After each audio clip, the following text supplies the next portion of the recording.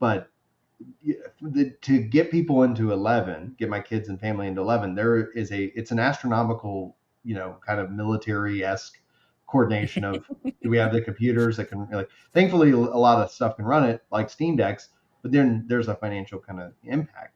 14 mobile, we already have a tablet, we have a couple phones. I've got the Logitech G Cloud. Being able to step and play with the kids in that version where there's not a sub where I'm all of a sudden like, the cost to do this as a family is astronomical. I think there's a real case for that. So I could see myself, in a way, returning to 14, but in this mobile-esque era and kind of playing with the family and letting them jump in and play. So I think that's going to be really, that's going to be the kind of the value that I'll test out in real time and see if the kids are even vibing with it. Time will tell. Anyway, Sink, you've been looking like you've got some thoughts. Yeah, I was thinking, because we're talking about kind of like the value of what is to be basically like a free to start or free to play game on mobile, and thinking about it because we're already in that climate, right? We have gotcha games galore, free games galore. Everybody who wants to try it can, and they'll just download it and they'll just start. And from what we've seen, well, what I've seen from the UI, it looks simple enough for anybody to really just jump into. Mm-hmm. So if anybody's curious, they could probably go in and actually have fun and be able to start their adventure in 14. But then how does that work for those who are on the PC or is willing to move over from the PC? Like if it was me, I would do the same thing that you're doing and be like, so kids, this is Final Fantasy XI. Ignore the fact that it doesn't have any kind of modern accessibility in it. You're going to do it right now. You're going to play it. And this is what I had to go through when I was a kid. I was one of the first to face absolute virtue. You're going to face the modern one. Okay. Welcome to absolute suffering. Let's go.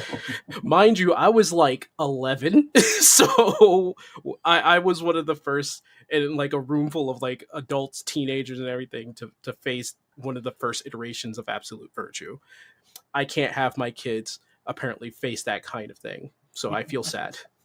But I think if I were to give any of my nieces and nephews currently a version of 14, maybe it does look appealing. I could just say, hey, this is 14 right here. What I'm hoping is that it doesn't fall down the annals of every other mobile game that is free. Right. If that's understandable, because you'll get into it, you'll have fun, but then you'll start to realize you're going to have to play for hours to get resources, to gain and learn, to take on every other boss and challenge.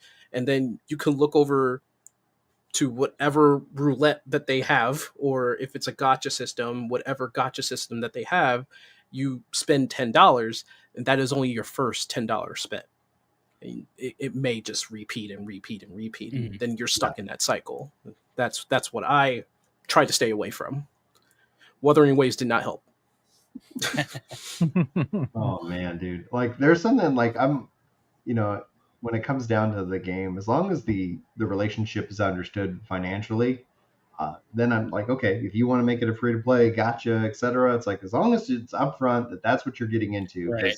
Anybody who comes back and says, oh my gosh, like I spent $1,000, it's like, yeah, you've got something we need to work on, developing some life skills called budgeting and self-control. So it's like, but when it comes to the kids, like the thing that I specifically avoid with them in the gacha way as just a rule, I don't want to train their brains in terms of that gambling. I want their brains to develop normally. And then when they become of age, if they want to go throw some money down a hole and see if they get the thing they want, then that's fine. But I don't want to train them up in this age as they continue to develop. Yeah. So it's like if a game, like I've stated to this numerous times, like, and this is what I really loved about the Pokemon Cube game. I forget what it was specifically called, but it was kind of a mobile-esque Nintendo Pokemon game. Yeah, it was. I actually loved it. You had a maximum amount you could spend. I just if I throw $30 or whatever at it, it unlocks everything, and there's nothing else that we need to spend money on. Done, easy. I wish all mobile games would give me as a parent that option. Just tell me, is it $60? Let me just give you 60, and then stop asking for money. Like whatever that is, if it's $1,000, I'm going to say no in that case. But it's like, let's just have a real come to Jesus moment and figure out what the price is going to be. That's really the benefit I've seen of services like Apple Arcade, Yeah, where it is yeah, phone games, but there's no microtransactions. There's versions of some of these legacy monetization games, right? That just nickel and dime you. But yeah. it's like, no, you can just play the game and you got to earn the in-game stuff to unlock, but you don't pay any more money than you do for your subscription. So I like that. I wish it'd be nice if Google would do something similar. I don't know if they do, but Apple Arcade is really I think it addresses a lot of that concern. And then I did want to point out the rule in my house, because my kid went on a Fortnite streak for a little while, and she would ask me for skins and stuff, or hey, can I get the battle pass? And I'd be like, hey, if you can complete it, I will we can talk about buying it. There's a skin you want. But if you get nowhere close, I'm not buying it. And that's the rule I have for myself. Yeah. I'm not buying a season pass unless I know I'm going to complete it or have already completed it. Oh. So that just keeps me from overspending on stuff I'm not ever going to care about, or teaches her hey, delayed gratification, right? You can wait just a little bit. And then if it's something in the shop or whatever, it's let's wait. I can see exactly when it's going to leave. Thankfully she's kind of backed off of Fortnite and, not really playing it a whole lot, but I still, appreciate that she latched on and understood what I was talking about with it. We did the same thing with Fall Guys, because they have a season pass as well that comes out.